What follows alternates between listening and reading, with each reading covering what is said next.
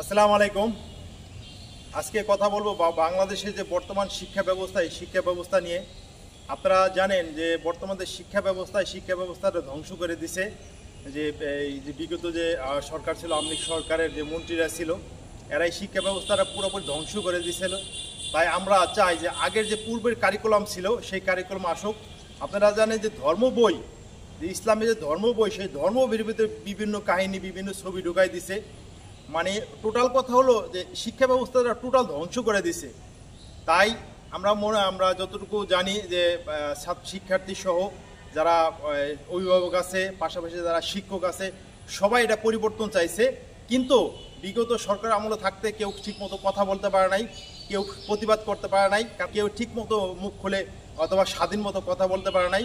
তাই বর্তমানে যে সরকার, সেই সরকার কাছে দাবি করছি, জানি না আমার কথাগুলো সরকার পর্যন্ত পৌঁছাবে কিনা, কিন্তু অন্তত সামাজিক যোগাযোগ মাধ্যমে সবাই যদি আমরা এটা প্রতিবাদ করি অথবা আমরা এটা নিয়ে কথা বলি, হয় পরিবর্তন হতে পারে নতুন সরকার। তাই নতুন সরকারের কাছে, এই অন্তর্বর্তী সরকারের কাছে আমাদের দাবি যে আমাদের যে শিক্ষা ব্যবস্থা, সেই ব্যবস্থাটা যাতে ধ্বংসের দিকে না ধাবিত হয়ে আমাদের পূর্বের যে কারিকুলাম ছিল সেই কারিকুলামটাই থাকে, সে আহ্বান রাখছি। কারণ শিক্ষাই জাতির মেরুদণ্ড। যদি শিক্ষা ব্যবস্থাটা ধ্বংস করে দেওয়া হয় তাহলে একটা জাতির মেরুদণ্ডই শেষ হয়ে যায়। তাই সেই মেরুদণ্ডটা শেষ প্রান্তে মোটামুটি চলে আসছিল।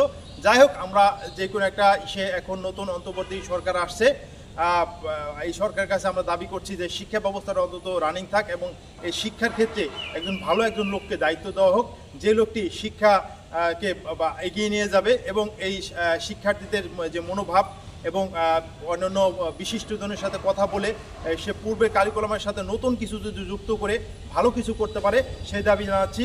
আশা করি এই বর্তমান অন্তর্বর্তীকালীন সরকার সেই দিকে দৃষ্টি দেবে এবং আপনারাও যারা আছে, যাদের শিক্ষার্থী যারা আছেন, তাদের তরফ থেকে এটার ব্যাপারে আপনারা কথা বলেন এবং এই আলোচনা করেন, এ আহ্বান রেখে, এবং শিক্ষা ব্যবস্থা ভালো হোক, আমাদের দেশ একটা ভালো পর্যায়ে যাক, সে আহ্বান রেখে শেষ করছি। আমি সরোয়ার হোসেন। আসসালামু আলাইকুম।